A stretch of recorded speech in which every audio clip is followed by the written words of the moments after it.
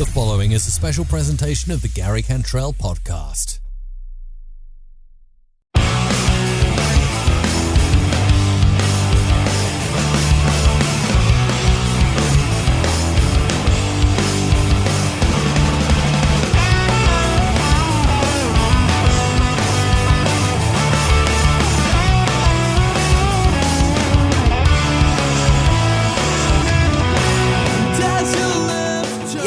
Welcome, everybody, to a special edition of the Gary Cantrell podcast. It's one of those music podcasts. I know you guys love when I do these, and I'm trying to do more of these. But a small victory, man. They hold a dear place in my heart. I love this band. I still do to this day. I still rock their stuff. In fact, when I get John here on the line in a moment, John Addington, the bass player from the band, I'm going to tell him all about it because I love a small victory. Still to this day, I think the music holds up. I think it sounds just so awesome. So I can't wait to talk to him all about it. But before we get to that, I have to tell you about the Patreon podcast producers, Daryl at Your Level Fitness over there on Instagram, Kaitlyn at Kaitlyn Elise. That is three Y's in her name because she is 3 times as awesome. Vanessa at Vanessa Ray's Journey, and Amanda at Mutts_and_Miles. Amazing people helping to keep the lights on in this place. The support means the world to me, and the best way to experience this podcast is through Patreon. I'm not going to bullshit you guys. $4 gets you in the door. Patreon.com/Gary Cantrell. With that $4, you get the access to this podcast 5 days before it goes out to the public. You know, you're listening to this on a Wednesday. The Patreon people had this on Friday at midnight. And all these ads that I'm talking through right now, they're not hearing any of this stuff. They're already into the chat with John. And so the best way to experience this podcast is through Patreon. You get your own RSS feed, your own private RSS feed that you can use in your favorite podcast player, which is super awesome. And there's a lot of bonus stuff. I mean, if you like the kind of music like A Small Victory did, I used to be in a bunch of bands. Now, we were not as good as A Small Victory, believe me. And that's no slight to the band members. I'm mainly taking shots at myself. I think my singing was not the best. I actually have some old quick hit podcasts that I did last year where I ran through some of these songs. You played them in full. I talked the stories behind them. It's like a behind the music. So if you like this music stuff, there's a whole bunch of bonus podcasts over on Patreon running down all that stuff. There are videos over there. When I have the opportunity to record some of these podcasts in video form, they're up there on Patreon for everybody to check out. So go head on over there and check it out. Sign up. Also, $10 a month gets you the Patreon podcast producer spot. There's only 10 of those. They are very limited, and you get your name, your Instagram handle, and potentially if you have a business, I will shout out your business right here on the Gary Cantrell podcast each and every week on the Wednesday weekly show. So, I mean, man, if you're buying Instagram ads and Facebook ads and, you know, you're probably spending a lot of money, you could just come spend $10 with me, get a bunch of cool perks, and also get your ads in. So a great time to sign up for the Gary Cantrell podcast. We're here at the beginning of the month. Sign up now. Check it out. If you don't like it, sign up now. If you don't like it, just move along. It's fine. It's no big deal. Just sign it up, check it out, see if it's for you. I would love to have you try it out. Now, I'm doing something here that if we can get 5 new patrons signed up, I'm going to do an Amazon $50 gift card. If we get 10 new people signed up, we're going to do a $100 gift card. Now, if we do more than that, now I have not fully fleshed this out yet, so forgive me, but if we do more than 10 new patrons in the month of February, we're going to be doing all kinds of giveaways. So make sure you stay tuned for that. It's coming your way. So pay attention. Sign up, check it out. That the website to check out is patreon.com/Gary Cantrell. It's in the show notes. Just check it out there if you need to have a reference. Also, hardworkalwayswins.com. new in 2020, we partnered up with Teespring. We got better tracking, better customer service, lower prices. That's the most important thing. Use the code podcast for 10% off your very first order. I'm proud to be with Teespring. I think they have amazing quality and amazing service.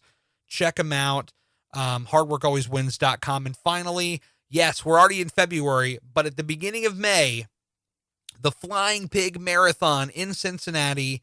Come and hang out. Even if you're not a runner, this is going to be your chance. All the cool people that you hear here on the podcast, all the cool people that we chat with here, a lot of them are going to be in Cincinnati at the Flying Pig. So you want to make sure that you're there. Don't miss out.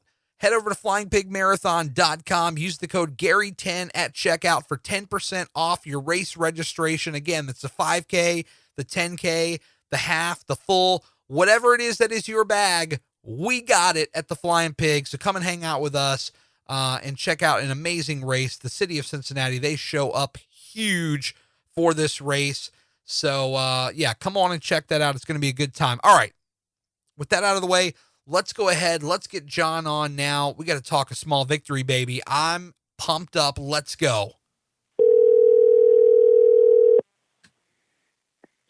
This is John. Hey, John, it's Gary. How are you, man? What's up, bud? Hey, man, thanks so much for taking some time to jump on the podcast, man. I really appreciate it. Yeah, not a problem. I got to tell you, I met you actually twice. It was 15 years ago. I met you once at the Warped Tour in Virginia, and my cousin and we had a failed booking agency where we booked local shows here in Virginia, and we had you guys booked at an Indian cafe in August of 2004. Man, how the time passes by. Wow. Yeah.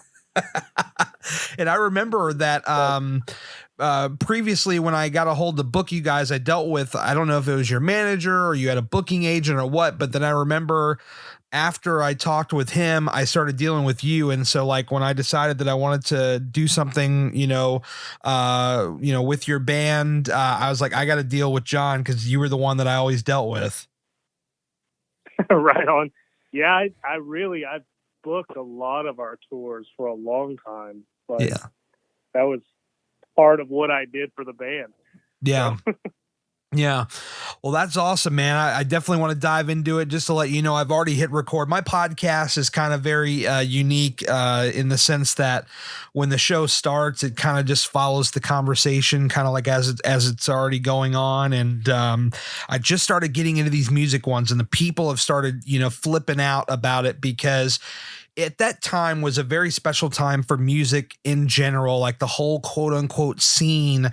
There were so many amazing bands that just exploded onto the scene. And when you think about it now, 15 years later, there's not a lot. I mean, like, I don't know how the scene is in Georgia, but I know in Virginia, we had a pretty strong scene, and there ain't a damn thing going on right now. And so I'm very passionate about this music, and I just think that some of this stuff deserves another look. You know what I mean? No, I agree. Like that time was special. Just you could just feel it in the air. Like when everything was kind of happening, like all those bands, you just nailed it. Like they just exploded. It was years of work, but like it was just like all of a sudden all these bands started getting recognition. That it was just really, really, really cool to see, like you said, being part of the scene for so long, and then all of a sudden bands like Taking Back Sunday that we would watch at a 200 capacity venue playing sold out shows at these huge venues, and like it just is really, really cool. Yeah, it was quite a time. And before we really dive into it, I mean, what is your background like musically speaking? Like you were the bass player for A Small Victory. How did you kind of find your passion for wanting to play music? What's the background to that? So my passion for music started when I was young. My father wasn't a musician, and my mother wasn't. Like my grandmother was a musician. Oh, wow. She actually played piano and sang for a church, is how like it kind of started for me, just sitting down with her at the piano and just listening to her play and sing. And I never picked up the piano, but I picked up the passion from her. And from there, I just went to drums. I played drums through school, really. So bass came later in life. Okay. I actually started playing bass to play with a Small Victory. I played drums before that. I just had a bass, and Right. Mark, the singer, and I were roommates at the time, and he was like, "Hey, we need a bass player." And I was like, "Well, I have a bass, so I guess I'll give that a shot." And Yeah. turns out I'm better at bass than drums. So I ended up being a bass player. That's crazy. And so you joined in at the beginning of the band? Yeah, so they were a band called At It Again, and they were a 4-piece at the time. So they were, and then they wanted to add a second guitarist. Right. So the bass player Luke was going to go play guitar. So I said, all right, cool, I'll play bass. And that's when we changed the name to A Small Victory. And that's where that name started. I played the first show with them as A Small Victory. So that was where A Small Victory started. And to the best of your recollection, where does that name come from, A Small Victory? Funny story. It literally is. We wrote a bunch of names on a piece of paper and thought that was the coolest. I would love to hear some of the ones that failed, if you remember any of those. Man, I wish I remembered some of them, but it was like, and of course we had a bunch of goofy ones on there too, just because we were coming up with all kinds of names. I don't know exactly why A Small Victory stuck out. But another story about the name. The name is actually what got the record label that we signed to interested in us. It wasn't even our music at first. It was the name that caught their attention. No kidding. Lobster Records. Yeah. So Lobster Records, the reason they caught it was one of the guys that worked at Lobster was a huge Faith No More fan. Oh, okay. And Faith No More has a hit called A Small Victory.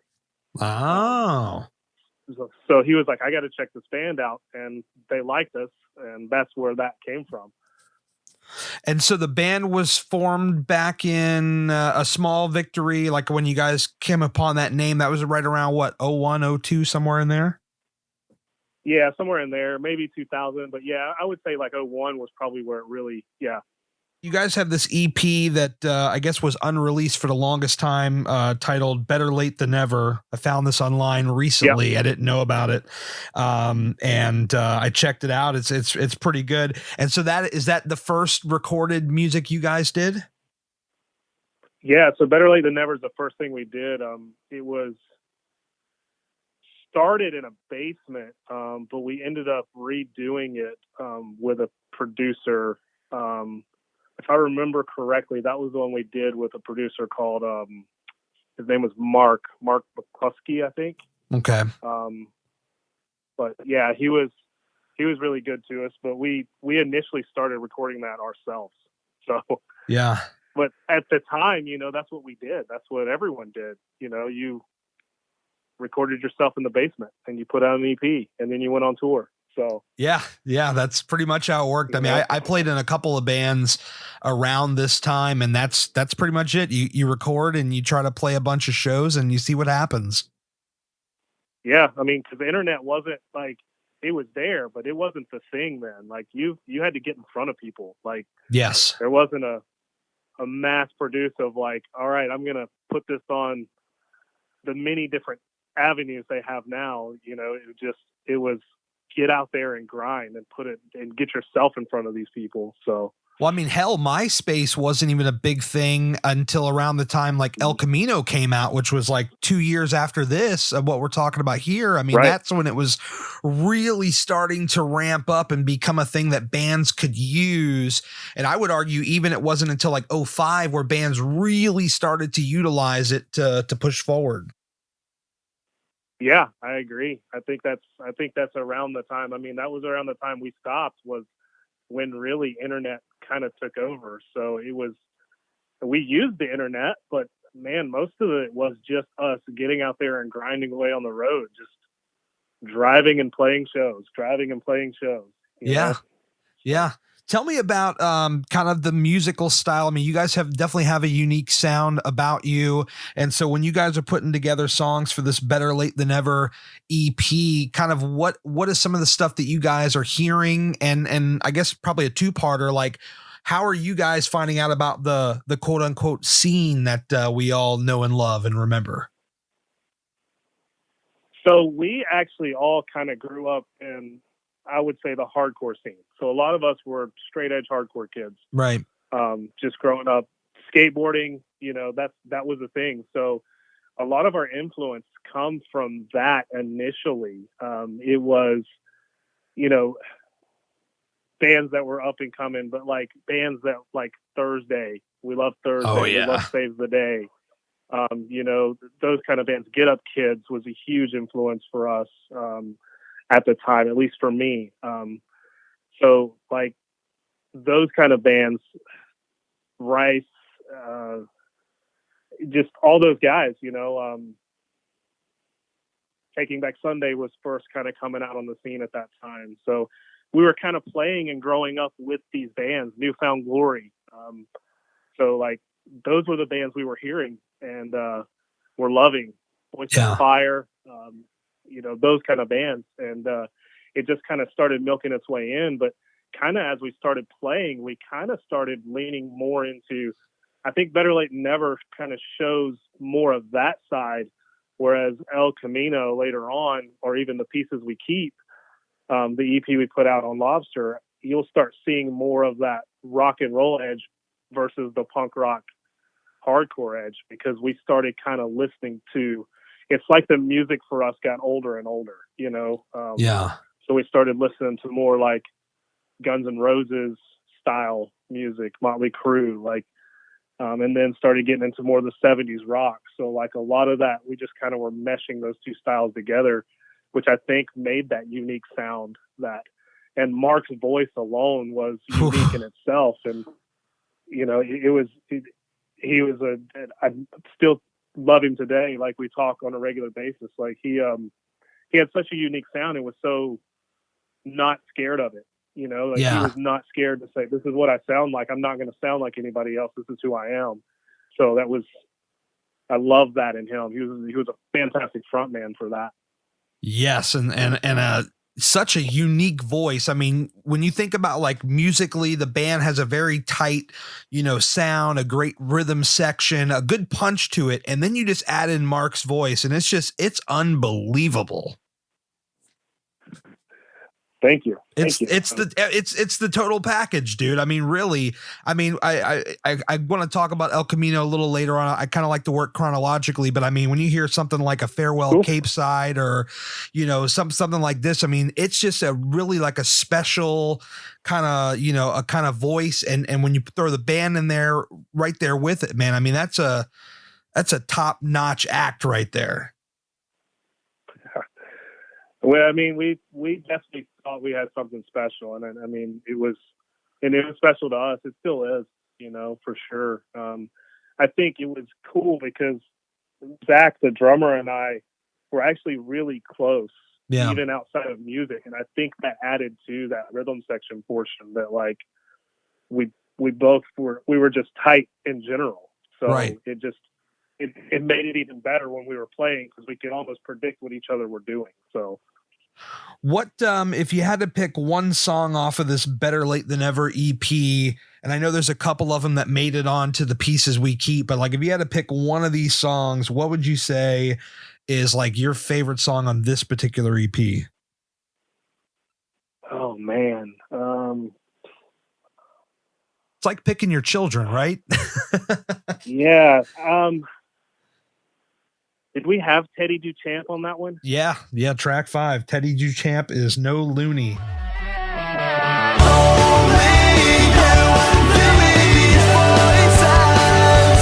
Because only you,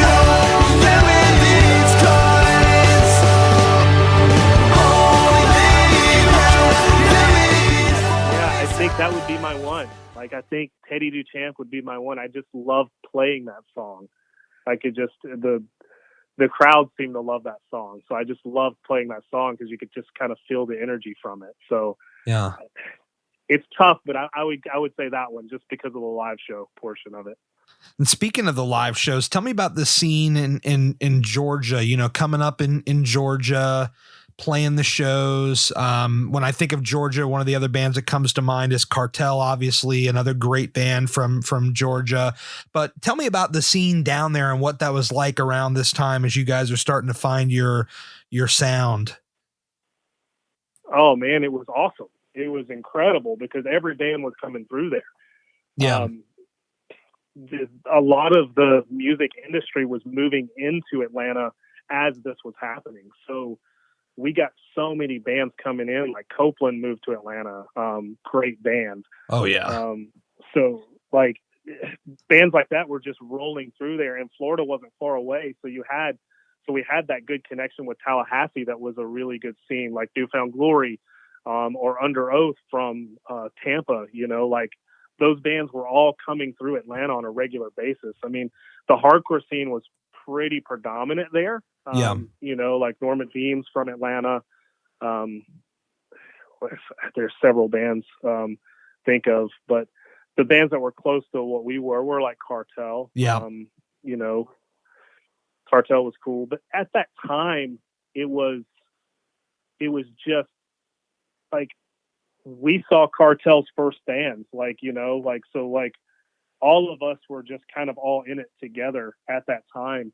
Some of the guys that were booking shows and like Taking Back Sundays and From Autumn to Ashes and Avenged Sevenfolds were coming through. So like all your bigger bands were coming through there. Thursday, Thrice, like everybody came to Atlanta. So you never had the lack of like the touring bands seeing them. So you really got the taste of everybody there. And a lot of the people that were booking these shows ended up working in the industry and moving off from Atlanta, right, which hurt us in the end because all of us kind of moved off. So like, right. the scene isn't what it was, you know, like we all established a scene where we're all great together, and then we all kind of broke off and did our own thing. So yeah. So you know, you guys put out this EP and you're playing your shows. And so tell me, at what point does Lobster come in? So are you just making a bunch of press kits, sending them out, trying to see who is coming back at you guys with some interest? Or tell me about that process where you're like, you know, seeking out labels. So a lot of that process was actually talking to a lot of these bands that were coming through. We were making the press kits and sending them out. And we were getting interest from a lot of different labels, which was great. You know, one of the bands that we absolutely loved coming up was a band called Park. Oh man. Yes. So I remember Mark and I sitting at his house one day, and I was like, man, if we could just do what Park does, we'd be super excited because those dudes are just so awesome. Yes. And so when we were sending these press kits out, Lobster actually wasn't the record label we sent a press kit to. They sent us, like I said, we had just put our stuff online. So like we had just put it somewhere. I don't even remember where we put it. But it was, I forget. Probably mp3.com or something like that. It was something like that. Yeah. It was like an mp3.com or something like that. And we were sending links to people. And, so they reached out to us on that. And then, so we sent them a press kit, and they asked us to come play out there. We actually went and met with Militia Group and Lobster Records at the same time. Oh, nice. Militia Group actually didn't show interest in us at that time. But we went and met with them anyway, because they said they'd like to meet with us. Sure. But we actually drove to California. Once they showed interest, we just said, hey, let's do it. So we drove to California. We drove like 48 hours straight from Georgia to California, played a show, stayed the night, and then drove back and broke down in Texas on the way back. Holy shit. Yeah. So we broke down in Texas. It was February when this happened, and we were dressed for Georgia weather and then California weather, which it doesn't get real cold in Georgia. When we broke down in the top part of Texas, we thought, if we're taking the south route, it won't be that cold. It was like 15 degrees with like a wind chill of making it negative something when we were broke down. It was just it was a brutal a mess story. But when we got back to Georgia, we had record contracts from Lobster in the mail. So that's crazy. You hadn't even gotten home yet. They were already in the mail. They were already in the mail. So it was really, really cool and so we just said, hey, you know what? If it's good enough for Park, it's good enough for us. So yeah, and so Lobster's like, hey, we want you guys to. They wanted you guys to put out an EP first, as opposed to just going right to the full. So actually, we decided to do the EP instead of the full length, okay, because we were touring so much at the time, and it was going to take some time to get the full length done. Yeah, we said, hey, we need something now. So we put some of the songs together, like you said. Some of the songs that were on our first EP made it to the Pieces We Keep. But we said, hey, we'll just go ahead and record this. And we recorded that in Atlanta. Yeah, that's about the time where I came in. I went to high school with the guys in Over It who were signed to Lobster. And so, yeah, man, they were amazing. And I just remember like, love those guys. Once I heard, once I started to hear like Park and whoever else was on Lobster, I seen you guys. And I believe, if I remember correctly, Hammer Strong was the very first song that you guys put out, like as far as like with Lobster. It's like, here's a first song we're putting out. And I heard this and I was I was all in, man. I was all fucking in.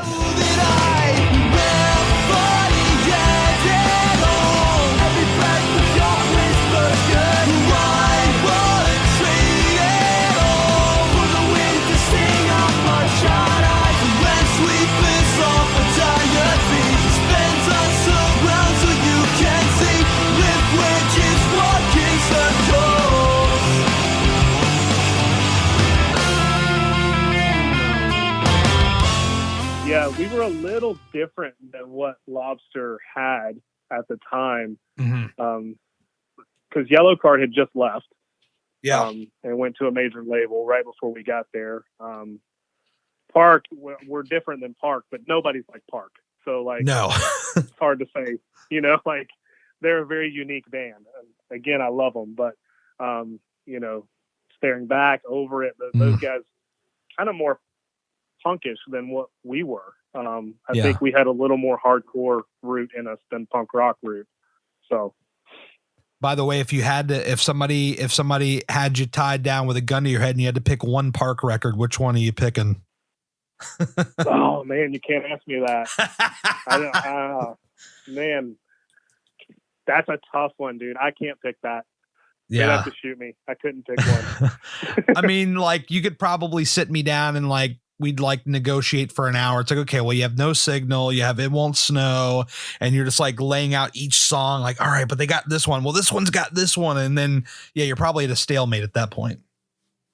Yeah. I mean, it's like, it's very rare that I could put on any Park album and just listen to it all the way through. So yeah, no question. So you guys record this, the Pieces We Keep EP. The opening track is the title track of the EP.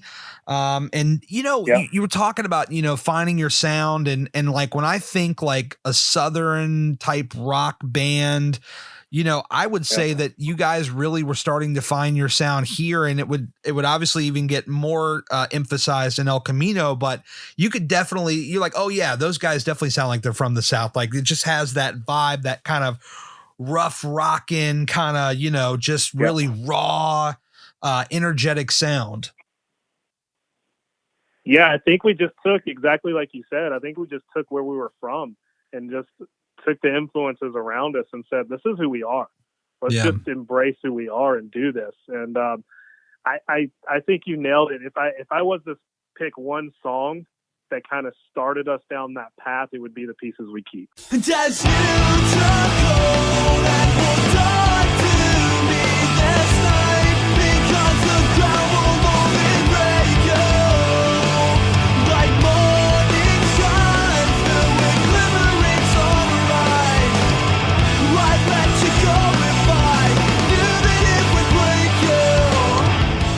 I think that was the song that was like, okay, this is us. This is who we are. Like, this is a small victory is this sound. This is where we go from here. Yeah. I would have to agree, but I have to ask you about this one is the one that kind of sticks in my head from this EP that I really I like them all. Don't get me wrong, but My Sweet Explosion. Don't scream to the station master. Let these lines bump a little faster. 'Cause we could all use something more. 'Cause we could all use something more. Don't scream to the station master. And break his arms just a little faster. 'Cause all I ever wanted was to tell you that I worry. What can you tell me about that one? My Sweet Explosion. That was written actually before The Pieces We Keep, if I remember correctly. Okay. But we altered that when we recorded it. So it was different before the EP. It was more like the Better Late Than Never. Yeah.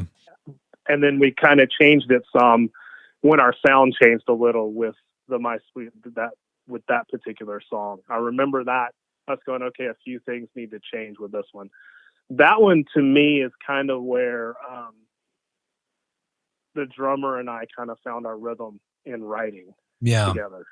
Like that was where because a lot of that bass track is matching the drums. Yeah.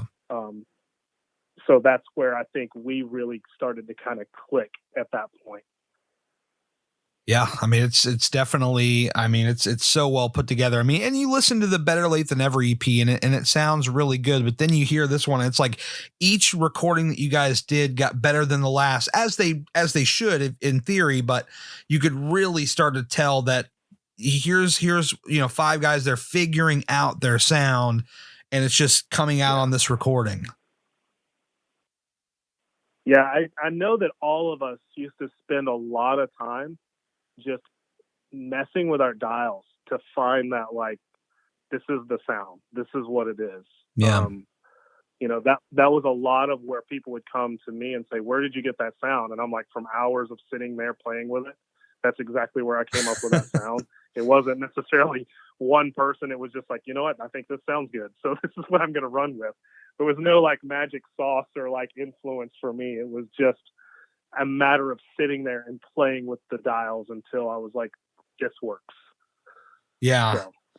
And I actually have some old pictures. I'm going to have to send you this after this is done. But the show that I booked of you guys, I have some old photos, and I can see here you've got a Fender bass, you've got the Ampeg stack here. Yep. So I guess that's the magic sound that you found that you really like, and you can't go wrong with some Fender and some Ampeg. I mean, it's pretty solid. No, it's hard to.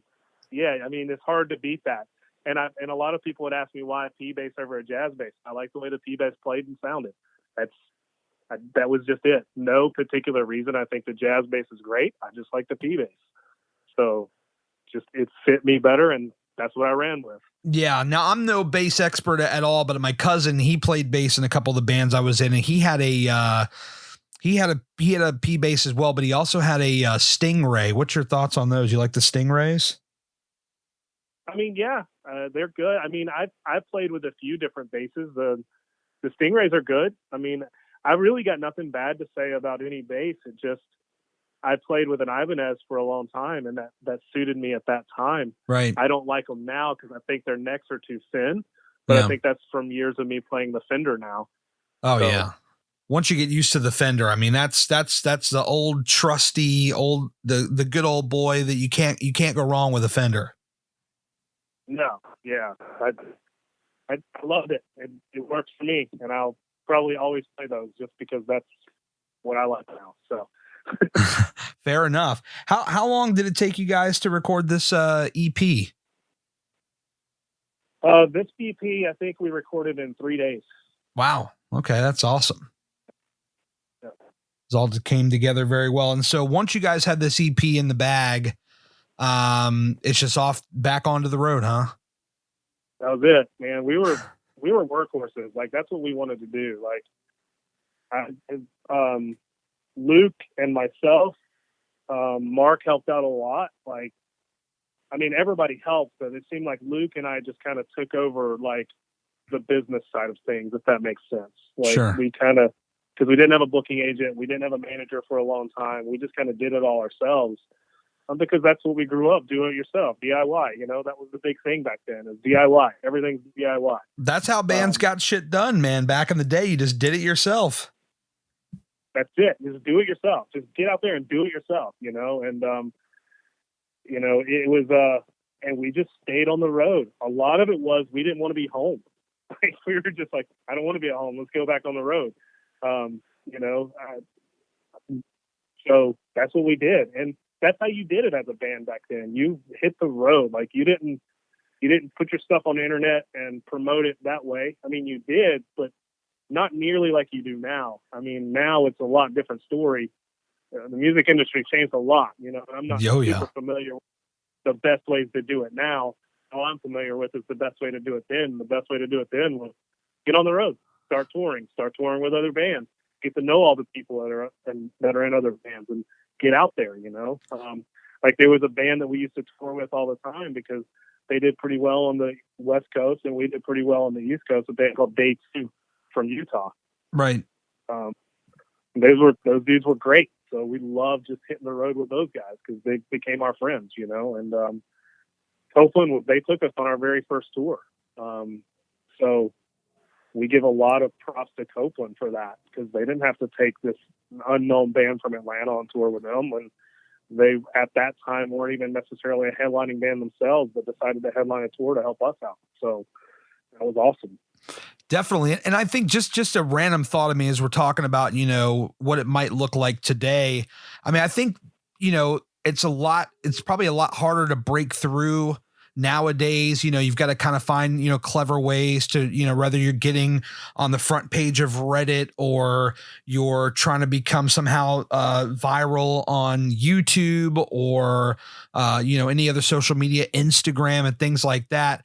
But the one benefit I would say that musicians probably have today is that, you know, nowadays, you know, other than the financial backing to go and record, I mean, a lot of bands can self-finance it and put it out, and they don't need the middleman and all that stuff. They can just put it right out. You can go on, like, you know, CD Baby and distro your shit to Apple Music and Spotify, you know, get the hype train going, get people, you know, to pre-save it, and you can build up hype for a record or for a single or whatever. And so I would say, you know, as far as the benefits now versus then, you know, you have a lot more tools to play with, and you can go direct to consumer.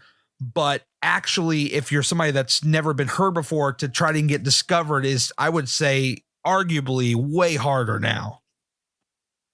I would agree with that. The reason I agree with that is it's so saturated now.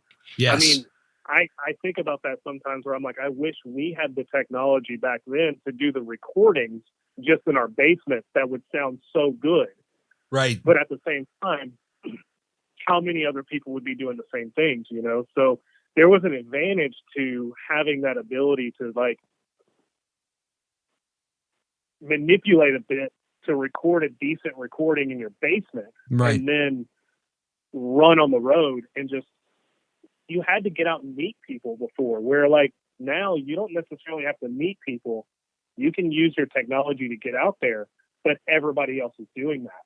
Where back in the day, it was, everybody was trying to meet people. So, and not everybody could get on the road and go meet people. So I would say there was an advantage for us then versus now, because there's a lot of really great bands that'll never get heard. I mean, even back then there was, but I would say even now is probably even more so, because being famous is kind of what everyone wants to do now in the United States. Oh, 100%. And, you know, trying to get your name out there, you know, you could have like the most legit album or song or what have you. And the reality is that there's a good chance that no one's ever going to hear it. I mean, I have a group of friends from here in the Virginia area. They put out an amazing record 10 years ago now. And even in 2009, this is probably 5 years after you guys had kind of disbanded, but nobody ever heard it. And, it's a damn shame because this is like one of the records that I think if people heard it, they would have got behind in a major way. I just think that they were a couple of years too late from the big kind of like emo punk rock boom to really explode. So, I mean, it's crazy. Yeah. And it's funny how that really works in the timing too. Even for our time, it was, we were kind of on the back end of that, where, 04, when we did our last Warped Tour, like I remember My Chemical Romance being just humongous, like, oh yeah, all just blowing up. And I remember playing with those dudes with Taking Back Sunday, like opening for Taking Back Sunday, yeah. So it's funny because like all these bands that like we came after got so big, like Vince Sevenfold, Atreyu, Taking Back Sunday, New Found Glory. All these dudes are all of a sudden all over MTV, and and you're going, whoa, and it was awesome, but we were kind of behind that. So, maybe things would have been different if we were years earlier, but I don't know if we were a couple of years earlier, we would have had the sound did up. Right. That's totally fair. So at what point do you guys start collecting songs and putting stuff together for El Camino? We pretty much did that all on the road. For the most part, I mean, we spent time, we were already kind of writing songs right after we finished up the EP. We were already starting to write songs for the full length. That was kind of our baby, so it was a while in the making for sure. We ended up writing, I think, around 14 songs for that album. Yeah. And looks like you put out 10 of them there. 10 of them. Yeah. Yeah. So I think we wrote 10 songs and 10 made the cut. So yeah, the album came out August 24th, 2004. So it's the 15. We just passed that anniversary a couple months ago. 15 years ago, this record came out. What do you think when I tell you 15 years has gone by since this record hit the shelves? Man, it's hard to imagine. Like, I can't. 15 years. That's crazy to think about. Yeah. Crazy to think about. And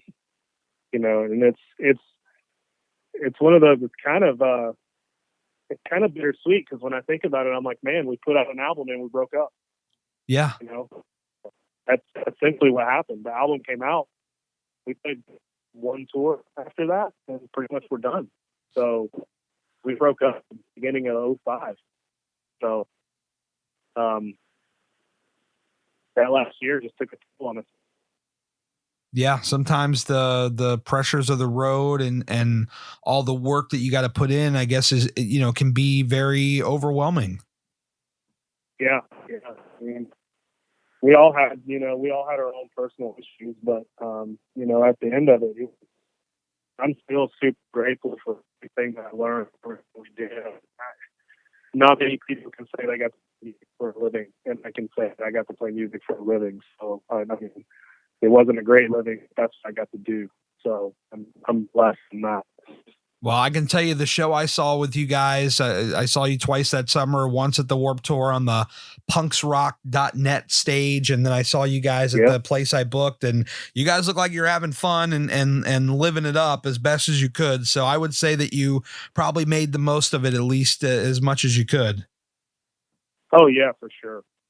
I mean, it's awesome to hear even today how our music impacted people.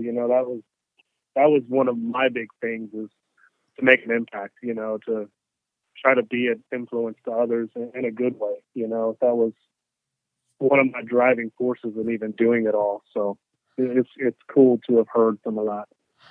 Yeah, I thought it would be fun to run down this record track by track because of the 15 year, but I will just say that I think that this music still holds up today. And I mean, even if you go on like YouTube and just type in a small victory, obviously the Faith No More thing will come up. But if you type in a specific song from like El Camino, there are like several people that have uploaded tracks. You might find a couple people that are doing acoustic covers of like Farewell Cape Side. Like this stuff is still resonating with people, which I think is incredible.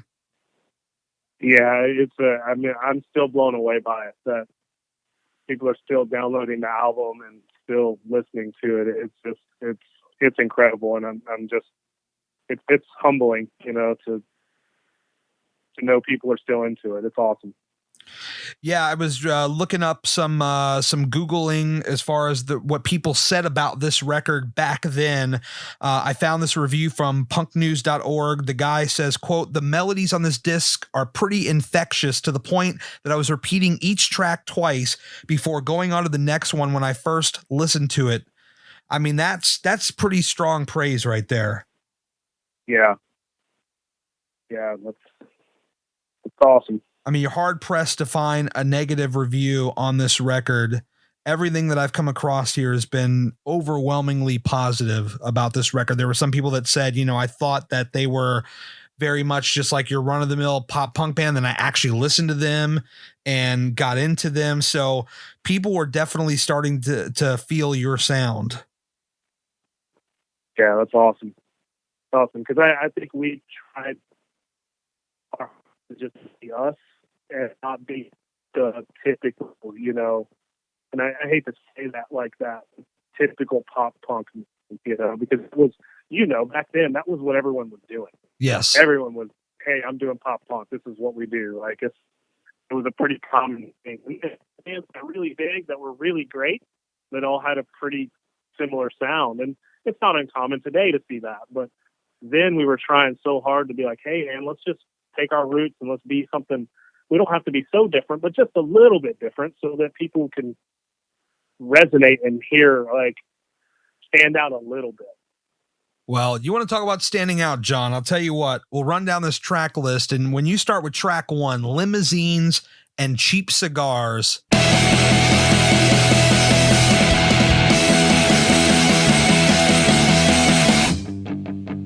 Haven't we met before? I swear those fancy boots have danced around this simple town before. I said, haven't we met before? I swear I've heard that voice ramble on and on about limousines and cheap cigars before.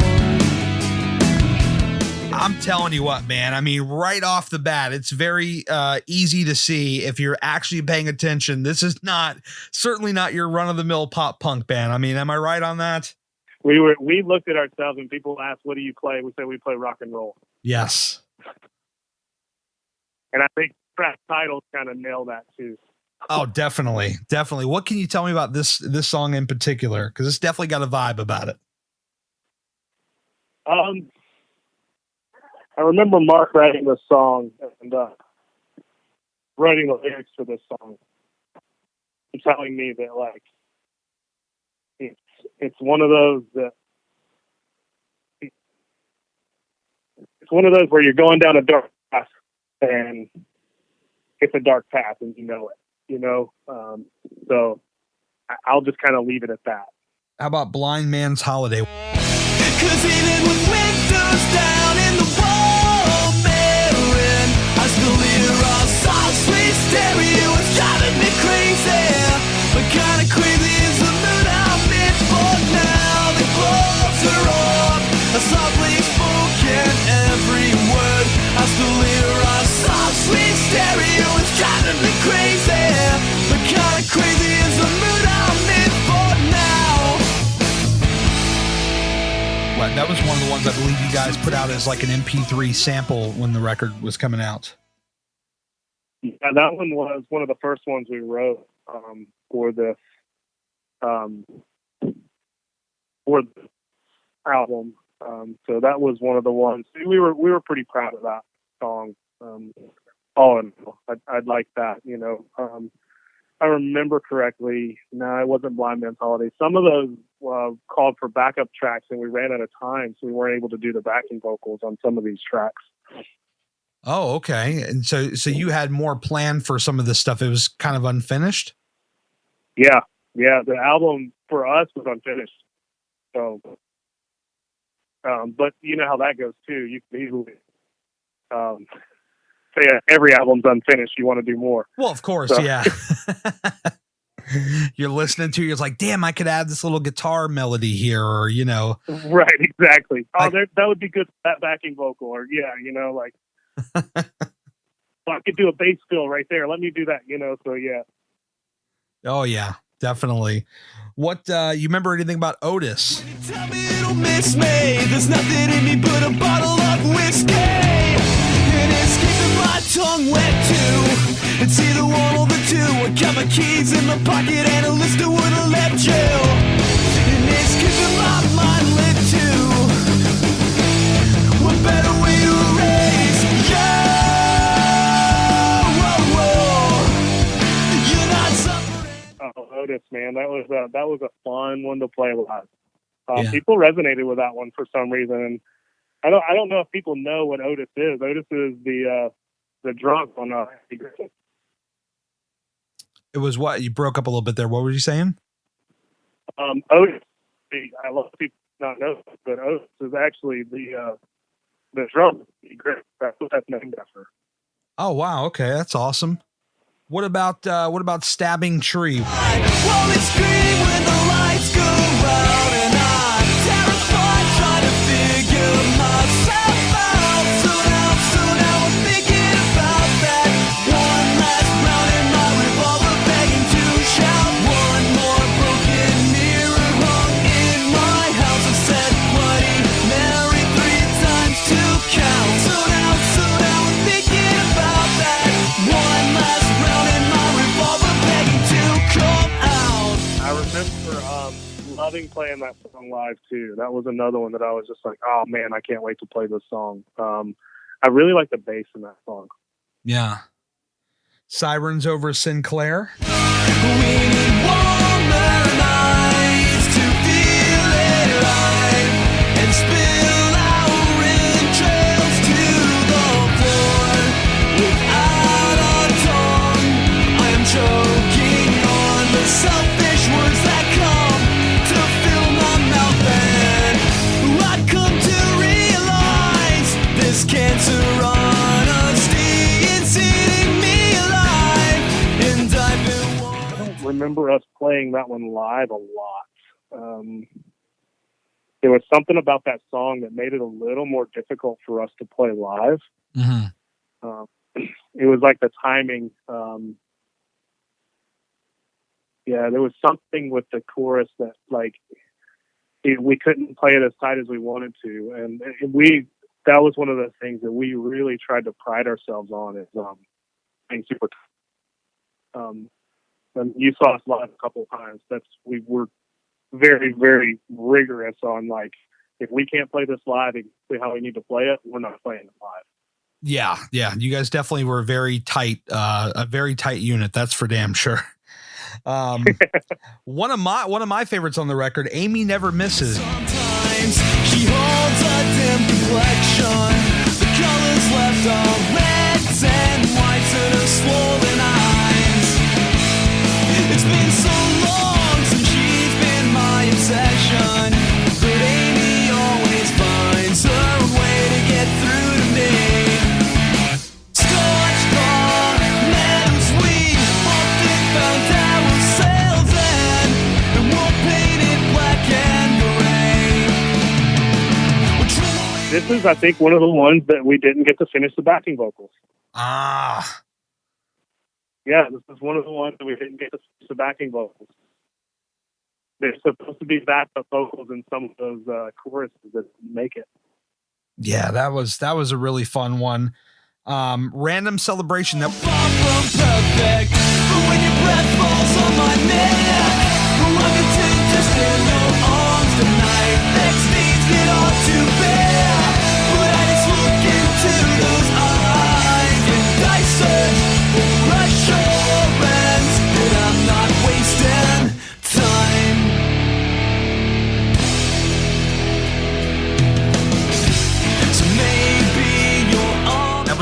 one where you guys put this out as an MP3 before the record came out, so this one must stick out to some degree. So I like Random Celebration. Random Celebration actually comes from our friend K2 from Utah. They used to do a thing when they were playing live where they would start the show and they would, or in between a song, they would say, hey, from time to time, we're going to say Random Celebration. I want everyone to cheer and scream. And it just kind of resonated with us. And I was like, that's such a cool idea. And we ended up making a song, Random Celebration. It really has nothing to do with the song. It's just, we like that. So like, and just a sidebar. So like, you know, I mentioned that Blind Man's Holiday, Random Celebration, these were like MP3s that were selected prior to the record's release to kind of give the fans a sampling of what was to come. But do you guys pick those songs, or does Lobster pick the songs? Is it a collaborative effort? How does that come about? Like, how do you guys say, okay, let's put out this one first? So, with that, Lobster was really lenient with us with that kind of stuff. It was more of a collaborative effort, but it was very much, what do you guys want? Yeah. Which ones do you guys like? So, like, they were super supportive of us being creative and putting out what we wanted to put out. So I got to give them credit for that. You know, we were young at the time and we would complain about our record label, but all in all, they were really good to us. Really good to us. Well, I'll tell you this right now. I'm putting this, mark this down. This is my official word on this record. I love this whole thing from front to back. But if you're asking me, Gary, what is your favorite song from this record? Hands down, no doubt about it, Farewell Cape Side. Easiest way that I have found to say goodbye is to whisper every word. The easiest road that I can take is on an open highway, just to cherish every curve. And I said, don't be scared now, darling. Bear with me for. So I'll tell you a funny story. Danny played this song one time, and that's the recording. One take. One take he did in that song. Holy shit. Yeah, Wow. he did it in one take. Like, that was when the band kicks in, like, that took us a few more times. Yeah. Danny with the acoustic portion just nailed it. Like, the Danny was so talented, like, so talented. Like, yes, obviously, but like, super impressive. I will say this one seems to be the one that sticks with a lot of people, because when you put in you guys on YouTube, this one seems to come up more than just about anything. Yeah. And I don't remember, did you guys play this live? You probably wouldn't have played it live Never with the did. acoustic. Wow. We never did because it was acoustic. We never played it live. Yeah. Yeah. And then James Dean B-side. You know you got me thinking, if I can catch you sleeping out tonight, I'm riding on your lies. Don't think that I could never have this feeling. Don't you ever forget you're being watched tonight. The corner of my eye, my eyes will look away. I know you guys did a video for this one. Yeah, we did a video. That was going to be the song. That was the song of this album. That was supposed to be like the hit song, if you were to say a hit song. Right, the single, if you will. Yeah, the single, if you will. I love this song. It was a lot of fun to play. The music video was a lot of fun to shoot. There was a part of the music video that didn't make it because the film director decided that it wasn't a good idea. He had us with Cartel, actually. Oh. He filmed us partying in a hotel room and decided not to put it in the video. I mean, we got crazy, for sure. I can imagine. But yeah, it was Cartel and us. We were on tour together at the time, and we were like, all right, let's record this. And there was a lot of funny stuff that happened in there. Like, I remember Luke peeing on Cartel's van. They didn't think it was funny, but we did. Oh, that's great, man. Any other fun stories about touring that you might have off the top of your head? That's a pretty good one. That's probably hard to beat, though. Yeah, that one's hard to beat.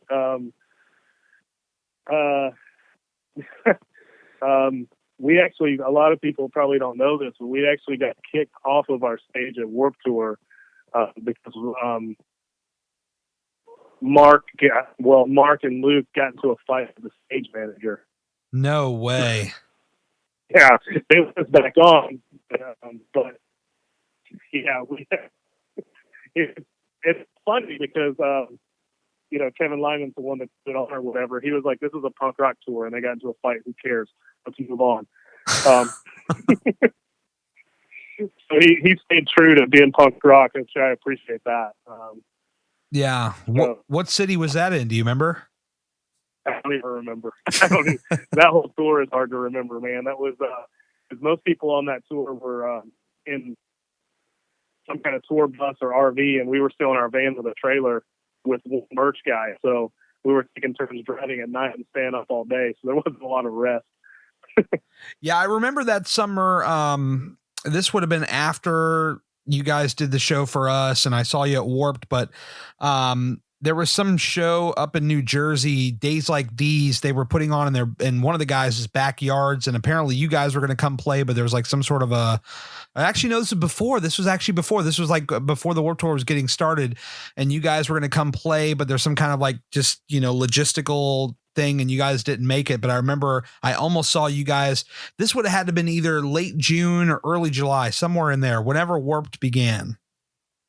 Okay.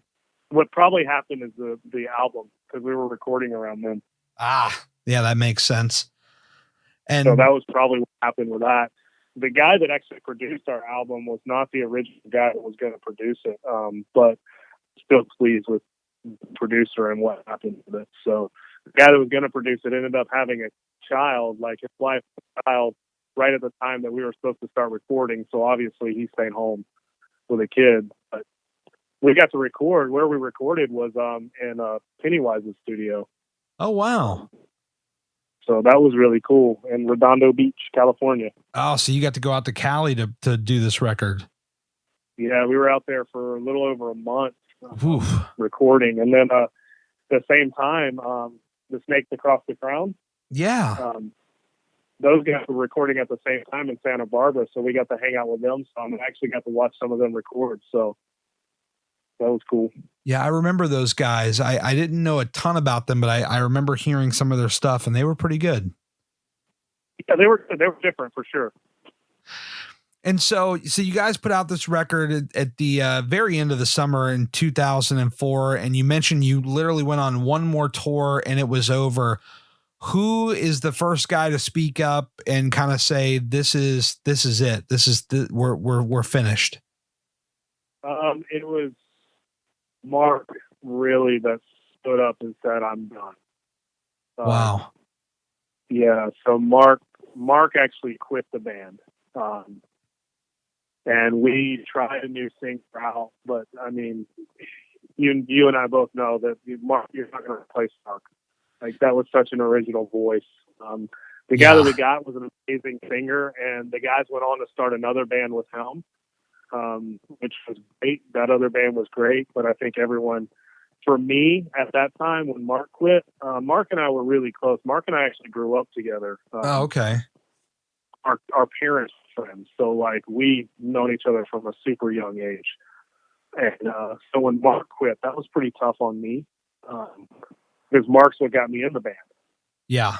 So that took a toll on me. And we had some issues, of being young, dumb, and, thinking we were something that we weren't at the time because our popularity was growing. And we thought, you know what, well, we'll just do it without them and we'll just be successful. And then we found out we had to start over, and starting over for me at that time was like, I don't know if I'm ready to do that again. Because at that time, I was in my early 20s, or like coming close to my mid 20s. I'm going, man, this is not at that time, it was like, well, even now, it's, you start to get to that age, you're an old man in the music industry, you know? Oh yeah.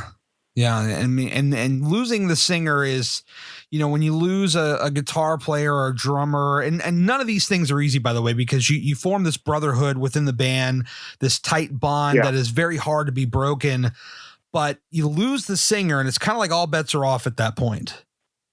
Yeah. Yeah. We were actually talking to, major labels at the time. We just signed with a booking agency. I was excited about that because I didn't have to book any more tours. Yeah. So I was going to get focused on music and having fun and enjoying it. And so like everything was looking good for us. And I think that's where it all kind of fell apart, you know. To some degree, I'm grateful in the aspect of like the road that we were going down was a pretty rough road. And, we could have easily been one of the statistics of like, I could be dead right now, So yeah, it's definitely like as much as I would have loved to been a rock star, like I had in the moment and that was good, so. Yeah. And it seemed like, you guys, is it fair to say a lot of you guys just kind of got out of music after this was over with? Yeah, it definitely is. All of us are doing well. I'll say that. All of us are doing well. None of us work in the music industry anymore. I know that Danny's doing restaurants with his brother, right? Which is really cool. I think he still plays music. So Luke does. He works. Last I heard, he was working on like movie sets and doing construction stuff. Oh wow! Because the movie industry is actually really big in Atlanta now. And Zach went back to school. He works in construction of some sort. I think commercial construction. But I think he's like a superintendent, kind of. He's in charge of lots of people. Mark does computer stuff. That he was always been into that, so he does some like IT programming work. So he has a family. Most all of us have a family now as well. I'm actually a general manager at a motorcycle dealership. Oh man, that's awesome. So like all of us are doing well. Like I'm married now. I actually have 7 children. Wow. Yeah. So my wife and I had 4, and we adopted 3. Yeah. And then I know Mark's married. He's got a few kids, and Danny has some children. Zach's married, has some kids. Luke, I think, doesn't have any kids, but he is in a relationship. I don't think he's married yet, though. So, yeah. But I mean, we're all kind of grown up, and not doing bad. So I don't think any of us are complaining, No, I was also going to mention this. I don't know where else this would possibly come up, but I remember after the band disbanded, Mark did some acoustic stuff. And for people that love like Farewell Cape Side, I don't know if this stuff is even on the internet. I've been known to all my friends as the guy that has all these obscure MP3s, but he did a song called $12 in Brooklyn. Mother says I gotta be the man. I'm just a boy with 2 broken hands. Everyone's got the silly plans to me. Oh, not me. 'Cause I sing out loud as you walk right on by. And I sure hope you're doing well. And your new coat fits fine. And it's not sad. It's just too late to save me. This whiskey's brought out the worst in me. So got him drunk that I couldn't see. The beauty right in front of me was fading. I tried my best just to be. You heard this? Yeah. This is fucking good stuff, man. I love this song. Mark and Danny both were super talented songwriters, and so was Luke. Luke didn't put out a lot, but Luke could write a song really well. Yeah. But Danny and Mark were just so good at writing music that, as the rhythm section, we were like, hey, you guys just write. We'll put some stuff behind it. You guys are good at that. So, you guys do that. So it was like I said, it was a very, very special time, and it was a very special group of people, and I love every one of those guys. I'm happy for where everyone's at. It's a really cool experience, and met a lot of great people, and still talk to a lot of those people today. Like I still talk to those guys. And I don't know if you know the band called the June Spirit. Yes. So one of those guys, the bass player for the June Spirit, I actually talk to him from time to time. He still works in the music industry. Really cool guy. Dave, yeah.